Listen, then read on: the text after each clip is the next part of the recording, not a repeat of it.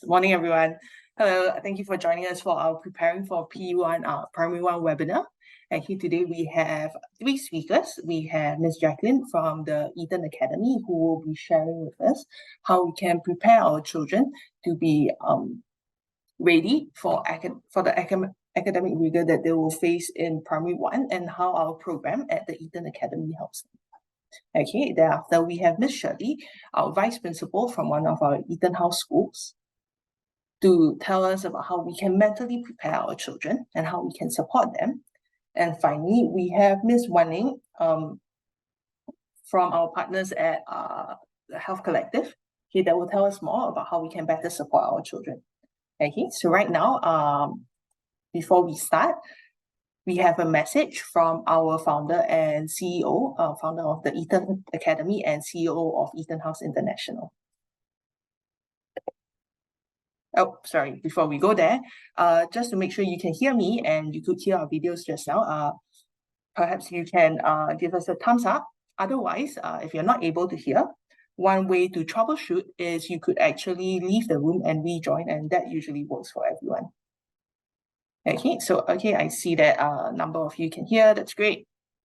All right, so before we start, let's hear from our CEO.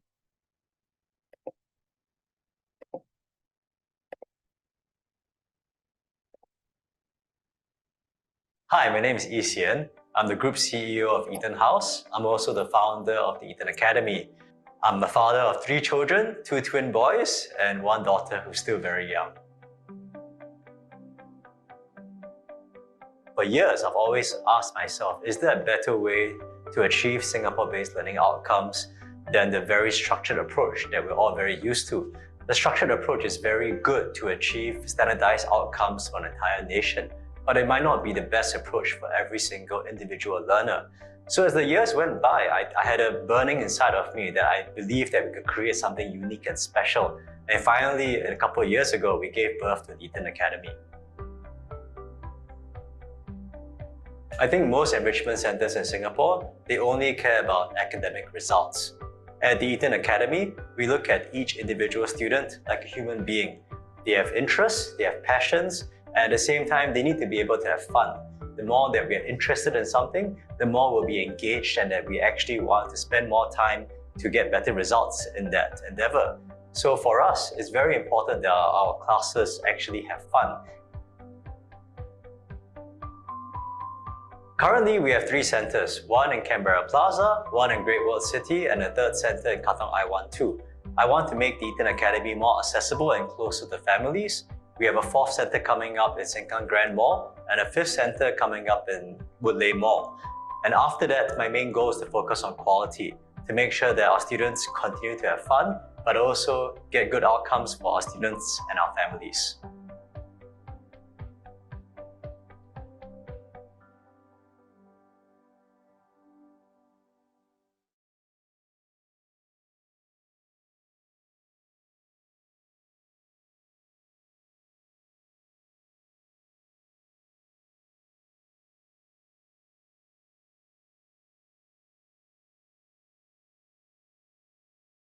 Hi, my name is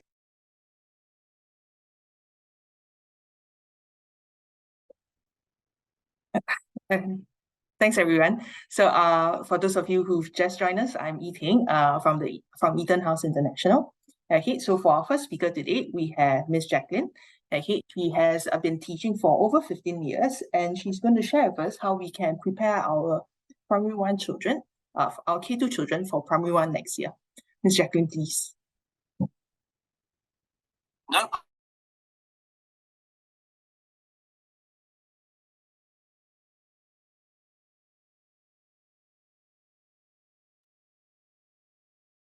Thank you, Eton, for that introduction. Good morning, mummies, daddies, and guardians. Congratulations on securing a place for your child in primary school next year. So it must be a really exciting but yet unnerving time for you and your child as you approach this new milestone. So as parents, you may have concerns about how your child might adjust to a more structured environment, or how they will cope with the new curriculum, or will they be able to manage homework. So it's essential that we focus on preparing them holistically, academically, socially, and even emotionally. Now, the main objective of my sharing today is to show you how the Eton Academy can prepare you and your child for a smooth and successful start in their academic journey as they transition from K2 to Primary 1. If you have any questions along the way, do feel free to type them in the chat box below, and we will answer them at the end of today's session. So now let's take a look at our English curriculum. We have done a side-by-side comparison for you to show you that what the Eton Academy syllabus covers in Term 4, as well as what MOE's expectations are for Primary 1 students. For Term 4, on the left, you'll see that our K2 children will be exposed to various components that will eventually be tested in the exams when they reach Primary 3. To gear our children for academic excellence, they tackle longer comprehension passages that have higher lexical difficulty as compared to shorter passages that they might encounter in their school's weighted assessments. More of these examples I will show you later on in the slides. And also at the Eton Academy, our children will also have opportunities to write various text types, such as narrative writing, letter writing, diary entry, and learn creative writing techniques. There will also be regular language reviews that are conducted to ensure that your child stays on track and are acquiring the required language skills. So what does it mean actually to use English confidently? First, we want our children to be able to read fluently. One of the first steps to language literacy and acquisition is to build a good and strong foundation based on word recognition and articulating and pronouncing words accurately. At the Eton Academy, our students build a strong foundation in English by beginning with phonics and blending letter sounds. They progress on to recognize the first 1,000 sight words in the early years program. And in addition, it helps that these skills are taught with lots of encouragement from our energetic and knowledgeable teaching specialist. Second, we also want our children to be able to convey their thoughts and ideas in a clear and understandable manner. Our lessons not only encourage our children to speak up confidently, but to also be active listeners. And third, writing eloquently requires organization of thoughts and grammatical structure. At K2, what they will learn at the Eton Academy is to break down this writing process so that they are able to build a strong foundation and go on to write a variety of text types. Now, does your child love to read books? Our lessons are based on fun and engaging storybooks. A variety of activities are centered around the story of the week. We even have customized learning materials to make these stories come alive for our children. We want to instill a love for reading at a very early age, as it is necessary for learning, not just English, but even for the other subjects that they will learn in future. So to prepare our children for Primary 1, a typical reading comprehension passage in our Eton Academy journals have up to 200 words compared to what you might see in their school's weighted assessment paper, which has just about an average of 80 words. What you see here are just some snippets from a long passage that we give to our students in their regular classes, and there will be opportunities for them to show their understanding of the text through answering MCQ questions, open-ended questions, and even identifying true or false statements. So the style that you see here is very much like what your child will go through in their weighted assessments in school. There are some examples of how, these are some examples of how we teach writing at the Eton Academy. They will learn a variety of literary techniques, such as sensory imagery, which is the use of the 5 senses to describe a situation that they are in. Our children will also have opportunities to write a short letter with some guiding words. Parents, do you remember how you learned grammar rules in school? I don't know about you, but I was never taught grammar rules in primary school. And over here at the Eton Academy, our in-house curriculum team have specially designed fun and interactive activities and games to help children remember these grammar rules and components. We use the inquiry-based approach. So we don't teach, but we guide our children in discovering these grammatical concepts through observation and reflection. Also, to help our children retain the many new vocabulary that they'll be learning, we go in depth beyond just the meaning of the words. Our children learn how to identify its word class. Is it a noun? Is it a verb? Is it an adjective? And how can we use this word in a sentence? And also, what are the synonyms of these words? And they can even practice writing the new words that they have learned in a sentence. So now they have learned grammar rules. They have learned new vocabulary. Can they apply them? If your child has mastered these grammar rules and have a wide vocabulary, they will have very little difficulty completing these kind of closed passages. So there will be grammar and vocabulary closed passages in the journals as well. And these are components that do appear in schools' weighted assessments and eventually in the exam papers. A hallmark of the Eton Academy's journals is the Develop Your Voice component. Now, this component is where our children are encouraged to speak up and to share their thoughts or feelings about a certain topic or an issue. To broaden your child's knowledge, different resources such as children's books, news articles, and even videos are introduced in the classroom, where children are encouraged to express their personal thoughts and opinions, whether it's about climate change, good table manners, or even Singapore's heritage.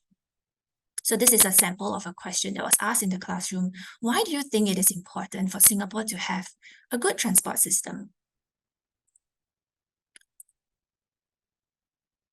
Also, to make lessons more engaging and interactive, we make use of EdTech in our classrooms. First, we use these to capture children's attention, to make learning fun, and to create a positive and engaging learning environment, as it makes it easier for children to adapt to the Primary 1 curriculum. Second, it allows us to personalize the learning for varying needs and learning styles by providing tailored content to each individual student. And third, we also use online platforms and communication tools to enable easier teacher-parent communication and collaboration that supports and grows our children. We believe that a strong parent-teacher collaboration is essential to create a holistic and supportive environment so that it maximizes your child's potential for academic excellence. You'll be glad to know that you will receive a note, a parent note at the end of every lesson that highlights the content that was covered in class. There is even a suggested home learning activity that you can do with your child to enhance their learning. So don't you find our English curriculum comprehensive? It's not too late at this point in time to sign up your child for our English program to help them gain a head start in preparation for Primary 1. So now let's move on to the mathematics curriculum at the Eton Academy. Our curriculum team have also carefully crafted these materials that are aligned to the MOE syllabus. Here, we have broken down the topics that students are expected to learn in Primary 1. On the left, you will see topics covered from Term 4 at the K2 level. Our lessons stretch the child to think critically and to solve problems independently. They are exposed to word problems from a very early stage. And later on in the following slide, I will share with you how our lessons will make learning these word problems, because these are such abstract concepts, how we make them fun and interactive.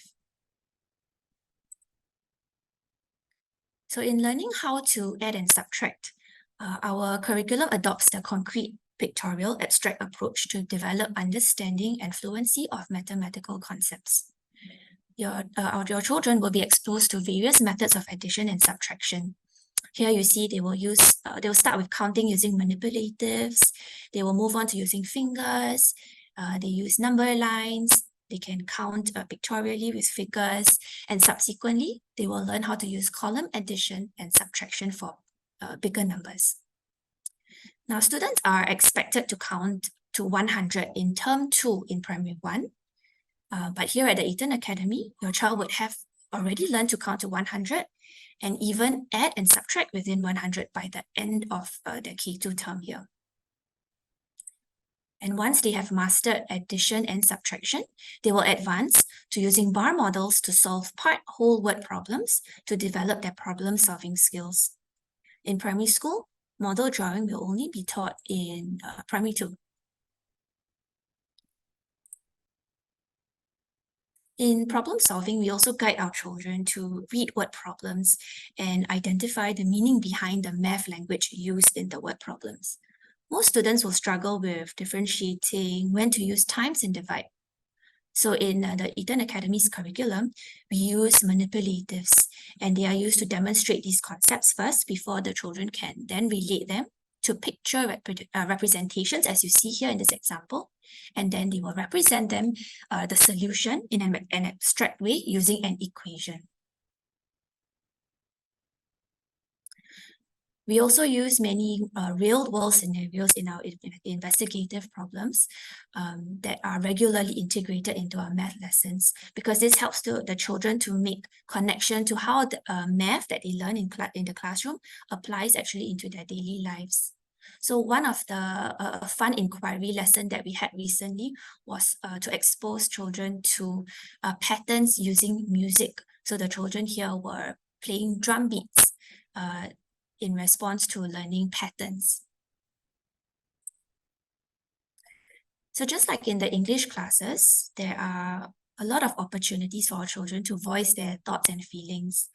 With carefully selected videos, children's books, we capture the students' interest and ignite their curiosity in topics that are relevant to the mathematical concepts that they will learn. We also believe that children learn best when multiple senses are engaged. We provide lots of hands-on experiences through the use of manipulatives and mediums that can help our children deepen their understanding of each mathematical concept, while at the same time giving them a fun learning experience. To ensure that our children stay on track, regular reviews are conducted so that teachers can provide timely feedback to parents on their child's progress. So over here, you see some examples of how our regular reviews are conducted. So it's a consolidation of all the topics that they have been taught, put together in one lesson.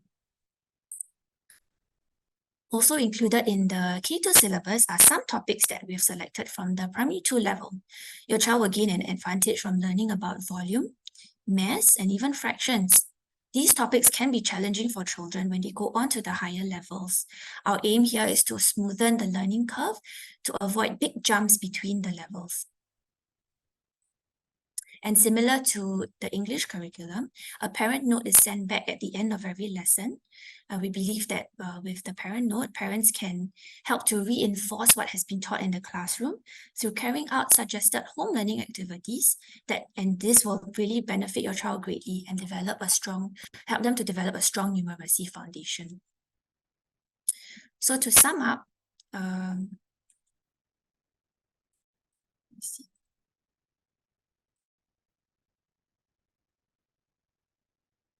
Sorry.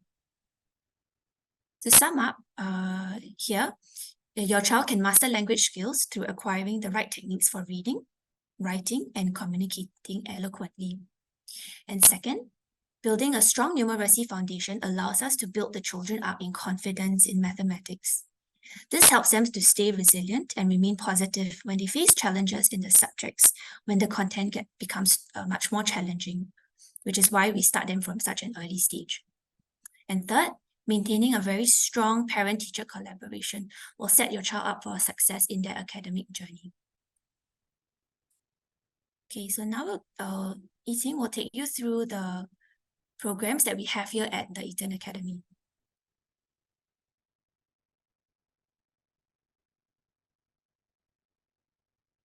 Thanks, Jacqueline.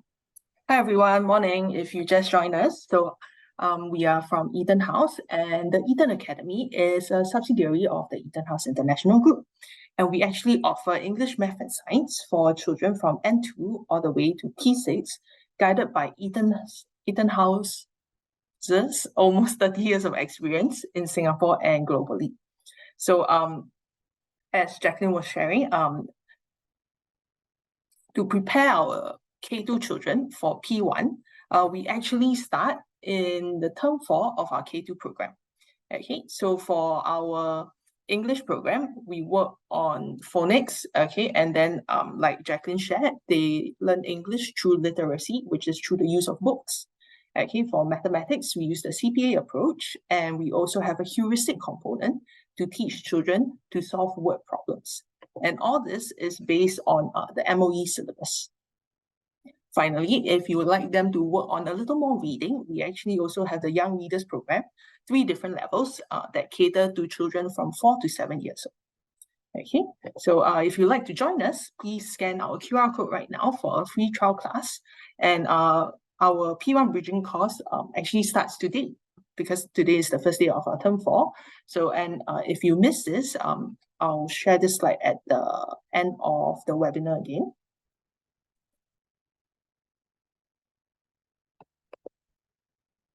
Yeah, and then for your information, we also have 5 different centers around the island. So if any of them works best for you, you could join us there directly, or you could look us up on the internet. Okay, so right now I'm going to hand over to Ms. Shirley from our EtonHouse preschool to share more about how we can better prepare our children for P1. Thank you. Ms. Shirley, please. Hello, everyone. Thank you, Eton. I'm Shirley from EtonHouse 223 at Mountbatten. I'm the Vice Principal and the EdTech Specialist.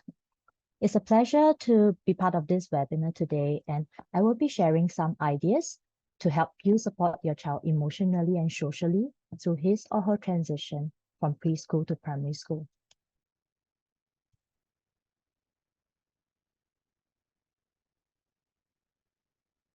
Now, this transition, which we also termed as educational transition, is one that you should be familiar with, because you would have experienced this when your child moved from home to preschool.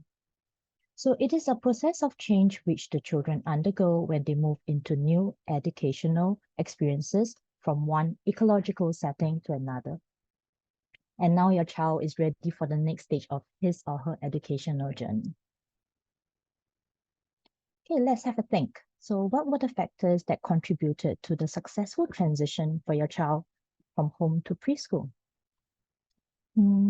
I believe some of the factors that may come to your mind would be trust, reciprocal relationships, development of your child's skills and competencies. But you may also think about like the people who have made that possible, like the teachers, even the principals, the office staffs, or people that they meet in school, their friends, and the parents of their friends. So at EtonHouse, we believe our image of child is one that is strong, capable, and competent. And our image of child affects the way we engage with the child and the opportunities which we provide them. So actually, I remember this little girl. So she came to preschool when she was 2 years old in pre-nursery. On her first day of school, she came without any tears. But when at the end of K2, when she went for her primary 1 orientation, she came back to school and she told me, "Oh, I cried when I was in the big hall, and actually I felt a little scared." So we were actually very surprised, all the teachers and her parents. We were very surprised, but we knew how valuable this opportunity was, because it's actually a learning opportunity for the child. Because when a child talks about how he or she feels, it is actually helping her to process her fears, both emotionally and also neurologically. So it's important that we respect that a child, in fact, every human has the right to feel a certain way, right? And it is through these processes that our brains wire and rewires and develop. So actually learning and development is a continuum, and MOE has identified the 3 key aspects of development that are core to a child's holistic development. And what are they? They are social and emotional competencies, learning dispositions, and values. They set the stage for character building and lifelong learning, and they shape children's attitudes, behaviors, and decisions they make in their everyday interactions with people around them. So values, they shape how children use the knowledge and skills they have learned. It helps them decide how and when to act and not to. The core values that MOE has identified are actually respect, responsibility, care, and honesty. So I'm sure we're all familiar with this. Social and emotional competencies actually complement values by providing children with the knowledge, the skills, and the dispositions to understand themselves, to relate positively and constructively with others, like when they play with others, when they engage with others in the school, and outside. These competencies actually include self-awareness.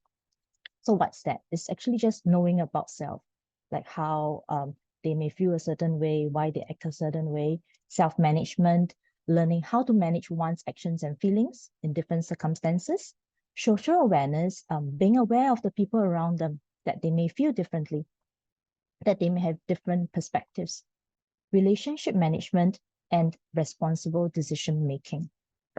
Now, positive learning dispositions are actually very important, and they include perseverance, reflectiveness, appreciation, inventiveness, sense of wonder, curiosity, and engagement. Now, so here I have the key stage outcomes of preschool education.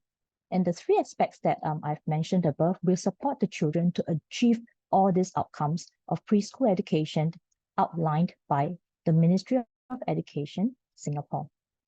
So if we run through this list, if you look through them, social and emotional development is very important. Actually, they are most parts of these outcomes. So like knowing what is right and what is wrong, able to share and play with others, caring and respecting for others, be curious and able to explore. That means they're confident, communicate their thoughts and feelings, be comfortable with themselves and being happy, and loving their friends and families, teachers, and people in their community. So we can also see how it is so as illustrated in this diagram. So this is the diagram from MOE, Nurturing Early Learners. So we can see highlighted in green right in the middle, and it will support the children's holistic development. Now, what are the changes for a child when he or she transits from preschool to primary school? The most evident change would be a change in environment, and it includes both physical and social environment. So the physical preschool physical environment actually differs greatly from preschool to primary school setting. So we can think about it in terms of physical size. So usually primary schools are a lot bigger. We can think about it in terms of types of spaces. Like in a primary school, we may have different spaces for different functions. And the layout within classrooms may be different, because then it will affect how one engage with another. In terms of social, the change in the social environment, the children will get to meet new teachers and friends in primary school. And this means that they have to build new relationships. Now, another significant change is in terms of expectations and the child's roles and responsibilities, because now the expectations are different. They may be expected to be more independent. They may need to do more things themselves. And the role of a primary school student and the responsibility likewise is definitely differs from preschool to primary school. All right, to take on this new role, what do the children need? They need to be equipped with social and emotional skills, that's top on the list, cognitive skills, physical skills, self-help skills, and learning skills. As I have mentioned earlier, at EtonHouse, we believe in the image of child and the value of learning opportunities. So maybe just to share my own experience as a mother. So my elder daughter, she started reading without any formal teaching at all at as early as the age of 2 years, 3 months. And by the time she was 4, she was reading chapter books, which she said, oh, these are books without pictures. But my younger son, which on the other hand, went through the traditional way of learning to read. So he started reading at about the age of 5. So he learned like phonics. And because of the difference, it may seem that my daughter was doing much better at the initial start. But it was evident that by the time at age 7, when I did a comparison, the comprehension skills of my son is definitely different, because I have to read with my son, engage with him, interact with him, have the opportunity being forced to do so in a way. Lets us seek deeper meaning within the text when we read together. So, and I spent a lot more time reading with my son, talking through the text when he was learning to read. And these are very important opportunities. They are very valuable to build a firm foundation for children. So as parents and educators, I really urge you that you should seek deeper meaning into what the children are really learning, what they are thinking, what they're feeling, and respect that and support them accordingly. Because when a child is readily equipped with the cognitive and the learning skills, they'll be confident and they'll be positive about like what's to come, the challenges. So we should believe in our child and we should value every opportunity to support them through this whole process of transition. Okay, so as a parent, you may be thinking, how can you help your child? Well, so when there's a change, we would need to help the children build the familiarity, which is to familiarize your child to the new environment. So at preschool, we'll often hear children coming to tell us what they think. There may be some misconceptions. They may say, oh, do you know that in primary school, the teachers will be fierce, but it may not be so. They may have some misconceptions like we'll just be doing homework the whole day. But we all know now that primary school is a little different. They don't start with that. And for most preschools, for most primary schools actually, they do start with orientation. Like the first 2 weeks may be more of getting to know the space. So it will be helpful if you show your child pictures of the school, check out the school's website together, at the same time involve your child in the preparation for primary school. So for example, packing the bag together. When you get the school supplies, that is a good chance to visit the school together, talk about the different spaces, show your child the schools, talk about new routine because it will be kind of different. What time should your child go to bed? Because they may need to go to bed earlier and wake up earlier in the morning to get ready. And to help your child settle in, it's very important to talk about like what a day in primary school may be like. Who will be picking your child up? So get all these like question marks and fears out of the way, help them be a little bit more prepared, like know what is coming. Help them to organize their time for play, study, homework, and relaxation. There may be new subjects and timetable. Show them how to read a timetable. Pack their bag for each day. And the important thing is value each interaction and support your child through the process of change because it will definitely support your child socially and emotionally. It's important to talk positively about making new friends because there are always two sides to things, right? So then you may be, so when you say goodbye to your old friends, you are getting to meet new friends. So you're getting to meet new teachers, you'll have more friends. Help the child understand that there will be new rules in the new school. Help them to understand and follow the rules. Assure that your child that his or her new teachers will help them and help them to know how to voice out, how to seek help, encourage them to approach the teachers when needed. This is very important. Now, it is important to show your child that you engage with the teachers, friends, and their parents in a respectful manner. So build reciprocal relationships.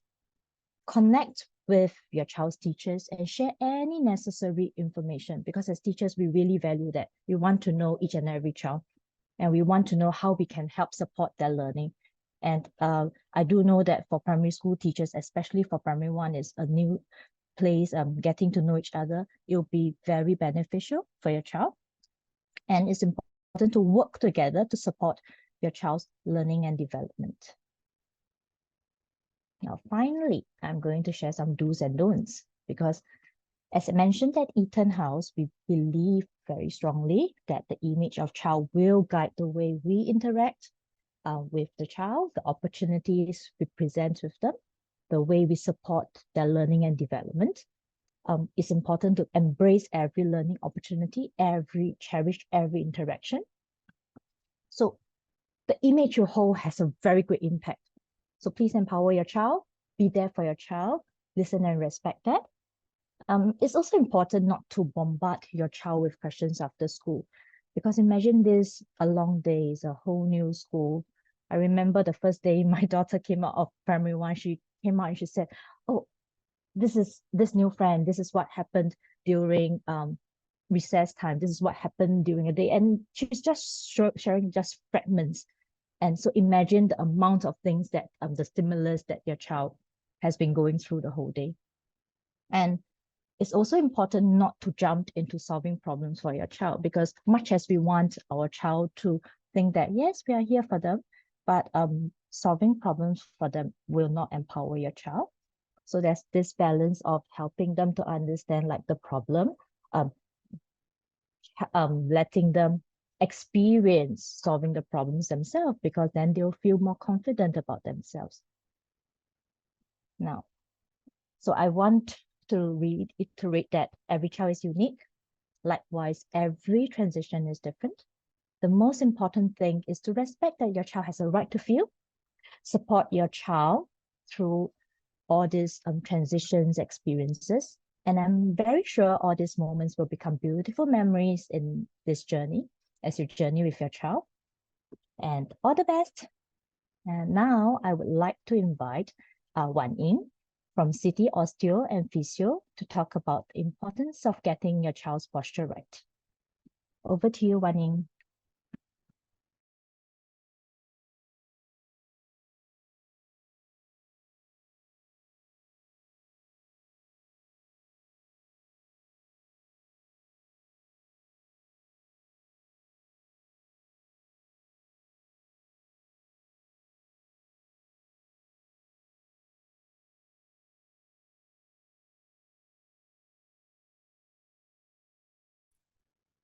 Hi, just give me a moment. Okay, so good morning, parents. It's wonderful to see all of you here today. I'm glad to have this opportunity to discuss something that affects all of us, especially our children, which is the posture. Okay, so thank you for joining me for this important conversation about maintaining a healthy spine in our kids. So before I start, just let me quickly introduce City Osteopath and Physio. So we have 5 centers around Singapore. We are around for more than 12 years, and we have 24 practitioners now, inclusive of osteopaths, we have physios, we have sports massage therapists. And the conditions that we treat include sports injury, we have general aches and pains, post-surgical rehabilitation. And for myself, I specialize in children's health and women's health. So just a quick introduction about myself. I am Wan Ying. I am a pediatric physio for 13 years of experience. I have a master's degree specializing in children in physiotherapy. And I see children from 0 all the way up to 16 years old related to development and sports performance. Okay, so for today, I'm going to talk about the importance of good posture in children and some tips to actually improve their study station so you can prepare for them. I'm going to give you an easy posture checklist for your child. So by end of this session, you will be able to look at your child and see whether or not they are in an optimal posture. Okay, then I'll talk through how a physiotherapist can actually help. Okay, so now, why is having a good posture so important, especially from young age? Okay, so you can imagine your child's body as a big and stable tree. Okay, so as a big tree that needs a strong trunk to support its branch, the leaves. So your child's spine is the same. It serves as a central pillar to support their growing body.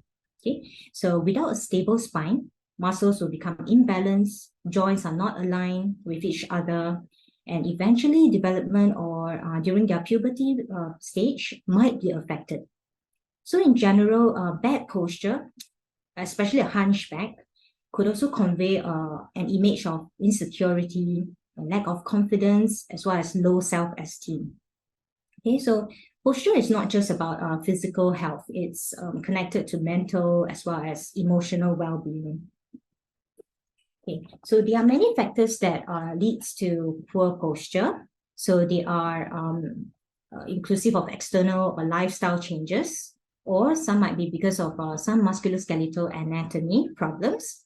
So for external or lifestyle, it inclusive of, for example, carrying very heavy bags, obesity, poor nutrition, or sitting in an incorrect posture for a prolonged period of time, okay, like watching TV or reading.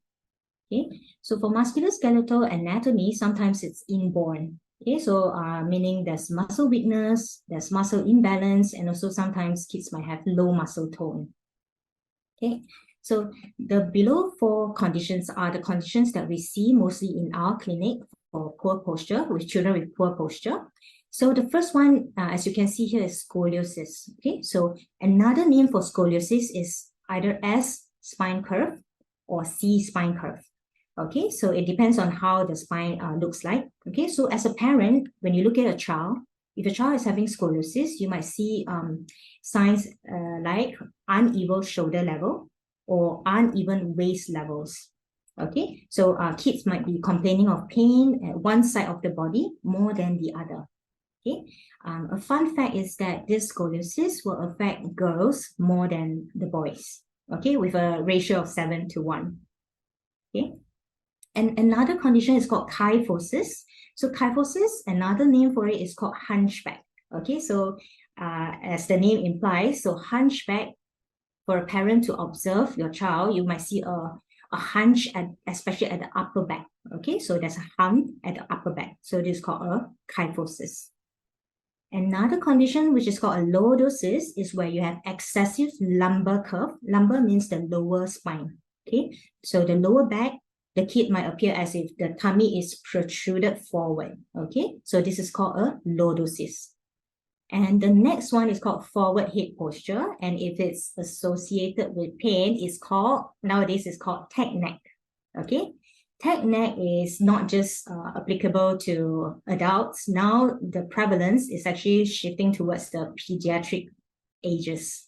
Okay, so it's a concern globally.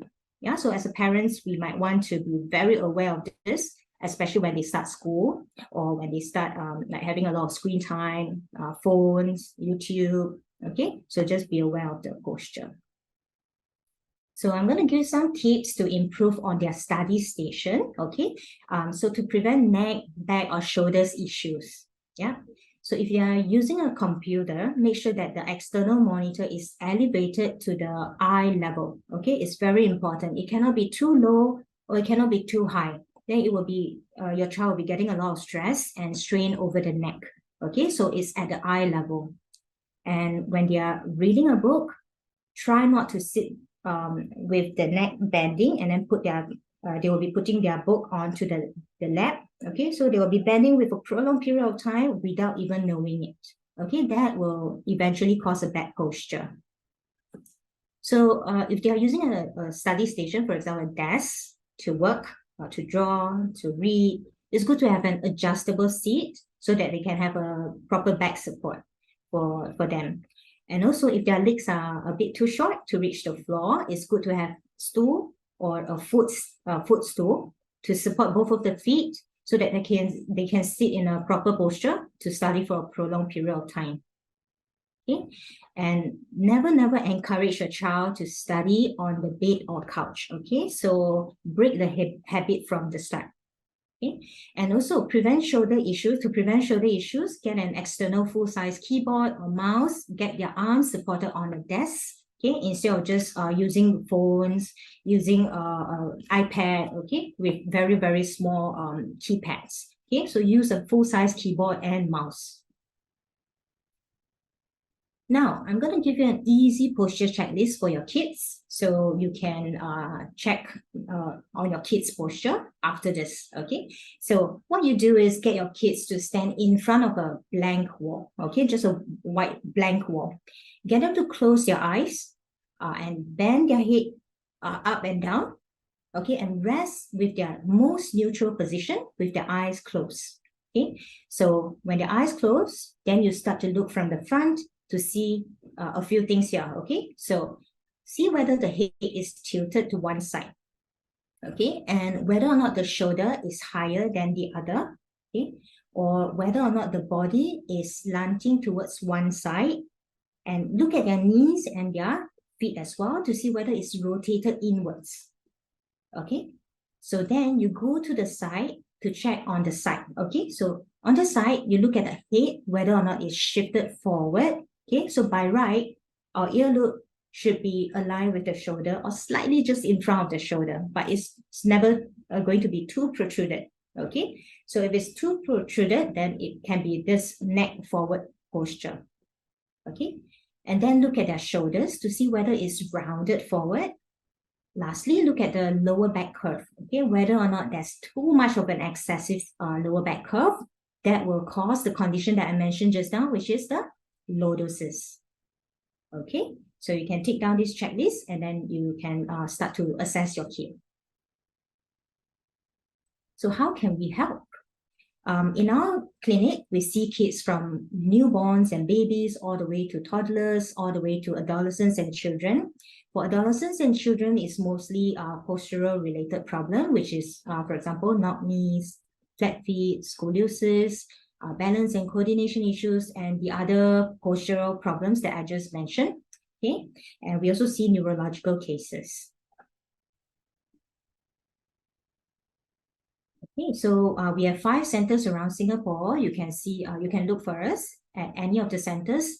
However, if you foresee that your child needed pediatric services, then you might have to look at Bukit Timah or Woodleigh. So only these 2 centers provide pediatric services.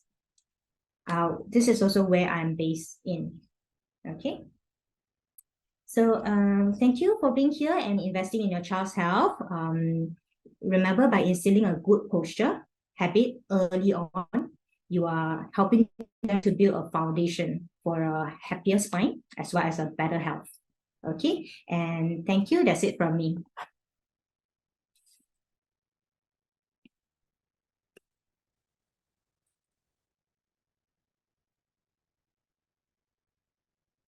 Thank you. Thanks, Wan Ying.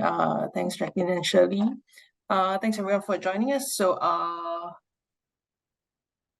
for our parents, okay, if you want to join us for a trial class at any one of our EtonHouse centers, the Eton Academy centers, please scan this QR code. Just now during Shirley's sharing or Wan Ying sharing, some of you actually asked if we have Chinese programs. So I just want to share that we have Chinese speech and drama during the school holidays. So if you sign up for a free trial class or you indicate your interest through the link, we'll be able to contact you when we launch these programs. Okay, so right now we're just going to wait a few minutes. Okay, if any of you have any questions, you can feel free to share them in the chat. Otherwise, you can also contact us at any of our 5 centers, and then we'll be happy to assist and how to prepare our children for their primary school journey.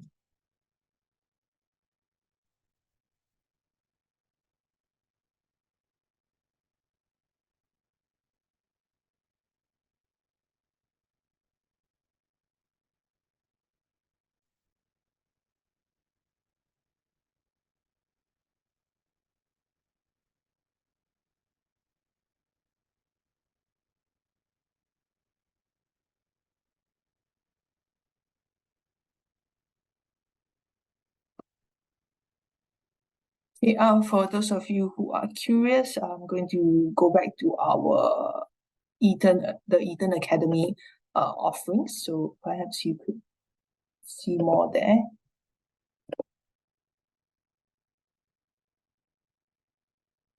Oh, sorry, I didn't realize that you couldn't see my slide. Thank you for letting me know. Give me a minute, please.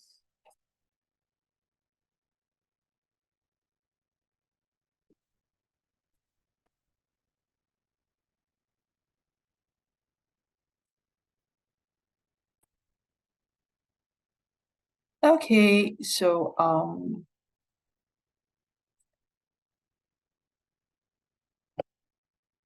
let's see. Okay, at the Eton Academy, we actually offer N2 to P6 English Mathematics, and then we have P3 to P6 Science. Okay, for those of you curious about the bridging program, okay, we start our bridging program in the term 4 of K2. Let me see. Okay, there we go. Okay, so in term 4 of K2, in English and Mathematics, we prepare our children by exposing them to P1 topics in K2. Okay, so our term 4 covers 13 weeks. So over the next 13 weeks, our K2 children will be learning about English and mathematics very similar to what they are currently doing in primary 1. Okay, so in English, they have phonics, and then they have literacy programs where they learn English through storybooks. Okay, and then for mathematics, we use the CPA approach, and then we teach them to solve word problems, to read and annotate word problems. And for both of these, we follow the MOE syllabus very closely in preparation for P1. Okay, so if you'd like to find out more, we have a free trial class, okay, that you can sign up for by scanning this QR code. And then you could join us at any of the 5 centers. Wow. Online course for the bridging program. So we don't have it at the moment, but thanks for that question. I think it's something that we can look into. Are there any other questions that I can help you with?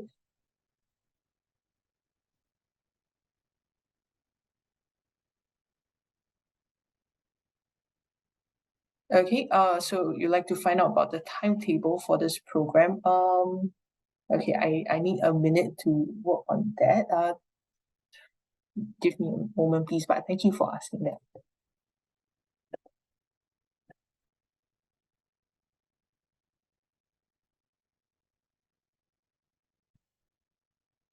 While you're waiting, does anyone have any other questions? Do you all have a specific center that you're looking for the program? I mean, if you sign up via the QR code, okay, let me go back to the QR code first. So you could go there if you want, and then let me look at the time slots for you.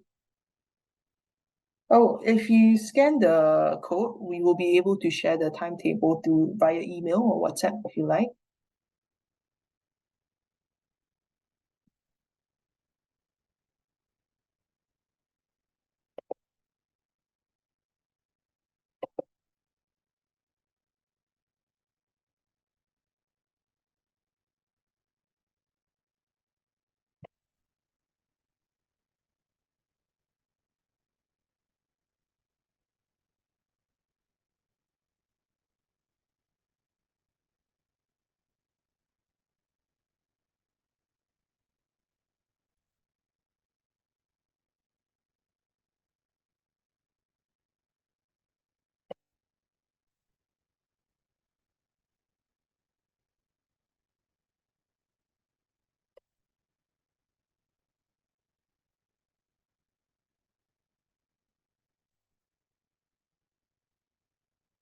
Okay, so yeah, if you sign up via the QR code, we'll be able to share the timings more accurately with you, and our enrollment officers will be in touch with you within the next week.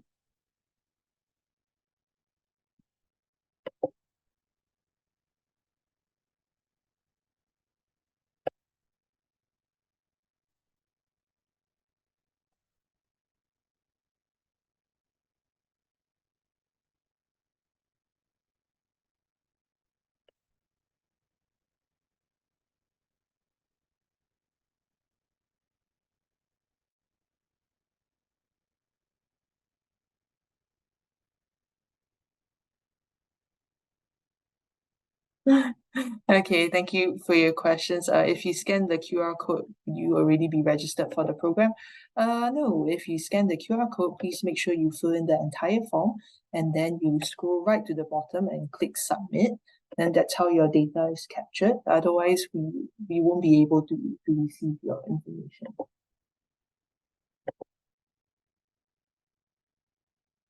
Okay, thank you for your questions. Okay, so if you really want to join us, we have classes from Wednesday to Sundays, and then for English K2 and Math K2, yeah, at all the different centers. And then we have a number of different time slots, and one of them is 11. So our teachers actually have to get to class now. So if there are no further questions, we really look forward to seeing you in class. So please go ahead with the QR code, okay? And then we look forward to working with you and your children in the upcoming months. All right, thanks everyone for attending. We'll see you all again soon. Thank you very much. Bye-bye.